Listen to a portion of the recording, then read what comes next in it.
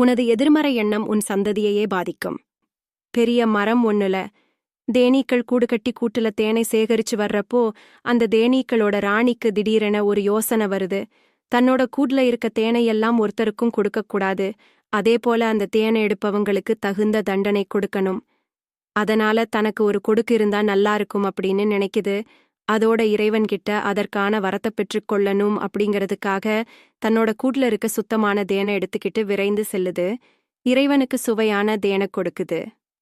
தேனை குடிச்சதுமே இறைவன் மகிழ்ச்சி அடைகிறாரு. இந்த சந்தர்ப்பத்தை பயன்படுத்தணும் அப்படின்னு நினைச்ச தேனி இறைவன்கிட்ட ஒரு வரத்தை கேக்குது. இறைவனும் வரம் கொடுக்க சம்மதிக்கிறாரு.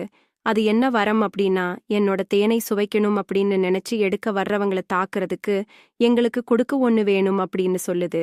தேனியோட எண்ணம் தவறானதா இருந்தாலும் கொடுத்த வாக்க காப்பாத்தணும் அப்படிங்கிறதுக்காக இறைவன் தேனிய பார்த்து, நீ சொன்னபடியே உனக்கு வரத்தை கொடுக்கிறேன். ஆனா நான் கொடுக்கிற அந்த கொடுக்க வச்சு யாரையாச்சும் தாக்குன அப்படின்னா உன்னோட அந்த கொடுக்கு குத்துற இடத்துலயே மாட்டிக்கும். அதுக்கப்புறமா கொடுக்க இழந்த நீ இறந்திடுவ அப்படின்னு சொல்லி வரமளிக்கிறாரு. இந்த கதையிலிருந்து தேனியோட கெட்ட எண்ணம் அதுங்க இனத்துக்கே சாபமா அமைஞ்சிடுச்சு. அதனால ஒரு செயலை தொடங்குறப்ப கெட்ட எண்ணத்தோட ஆரம்பிச்சிடாதீங்க.